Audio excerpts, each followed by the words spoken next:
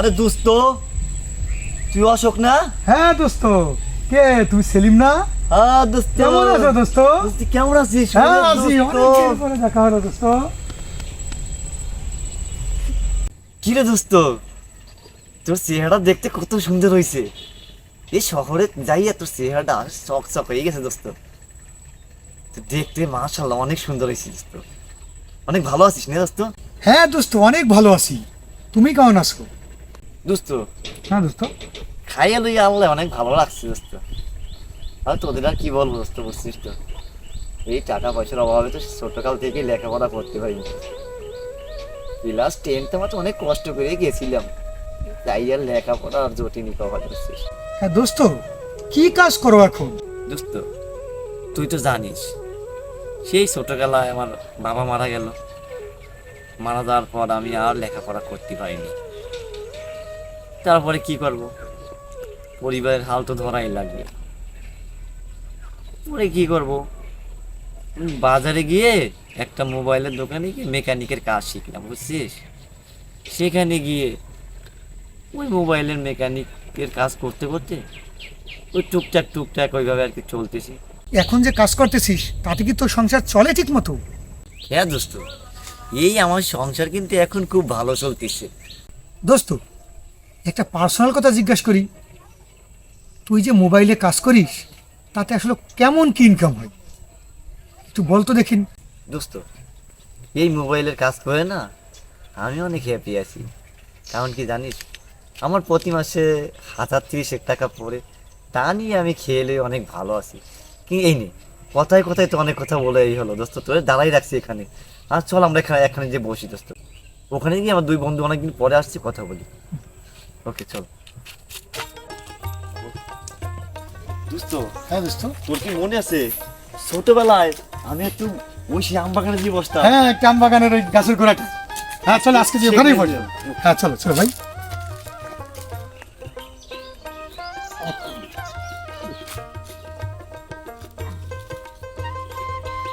আচ্ছা দোস্ত, হ্যাঁ দোস্ত। কথায় কথায় তো আমরা অনেক কথা বলে ফেললাম, হ্যাঁ কিন্তু তুই করিসটা কি এইটা তো বললি না। দোস্ত, অনেক দিন যাবত ঢাকা শহরে পড়াশোনা করতেছি, পড়াশোনা শেষও করছি, কিন্তু কোনো কিছু করতে পারিনি দোস্ত। কোনো চাকরি বাকরিও পাইনি। কি বলিস তুই, এইটা কোনো কথা? লেখাপড়া করে এত সুন্দর লেখাপড়া করলি, শহরে গেলি, শহরে গেলে এত টাকা নষ্ট করলি, তারপর তো চাকরি হয়নি। দোস্ত, শহর বড়ই নিষ্ঠুর। আমি মা বাবার লক্ষ লক্ষ টাকা খরচ করে পড়াশোনা করছি, কোনো চাকরিই পাইনি। বেকার ঘোরাঘুরি করতেছি, এখানে যাইতেছি ওখানে যাইতেছি, অনেক আত্মীয়র কাছে যাইতেছি, কোনোভাবেই একটা চাকরি জোগাড় করতে পারিনি। কী করবো দোস্ত? তারপরে বাধ্য হয়ে গ্রামে ফিরে আসলাম। এইটা তো খুব চিন্তার বিষয় দোস্ত। কী করবো দোস্ত, খুবই চিন্তার বিষয়। ঘরে মা বাবা বুড়া, তাহলে এখনো কিছু করতে পারে নাই। এটা নিয়ে সবসময় খুব দুশ্চিন্তা কাজ করে দোস্ত। আসলে দোস্ত,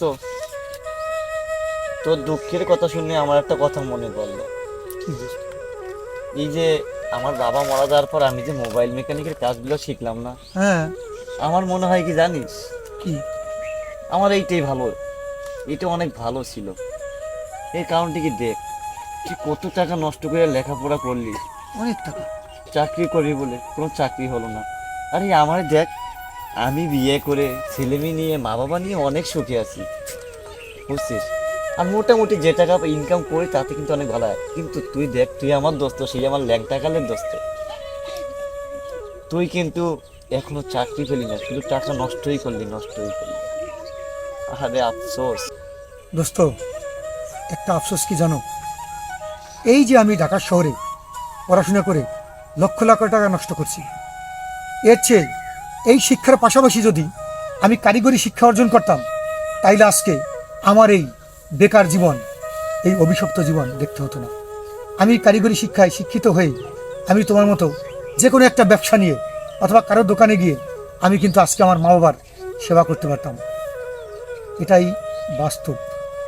তালি পরে তুই বলতে চাইছিস যে দোস্ত, স্কুল কলেজ এইগুলোর পাশাপাশি যে শিক্ষাটা আছে সেটা হচ্ছে কারিগরি শিক্ষা, হ্যাঁ, এটা অবশ্যই একটা লোকের অর্জন করা উচিত, তাইলে সে কখনোই কোনো ধরনের বিপদে পড়বে না।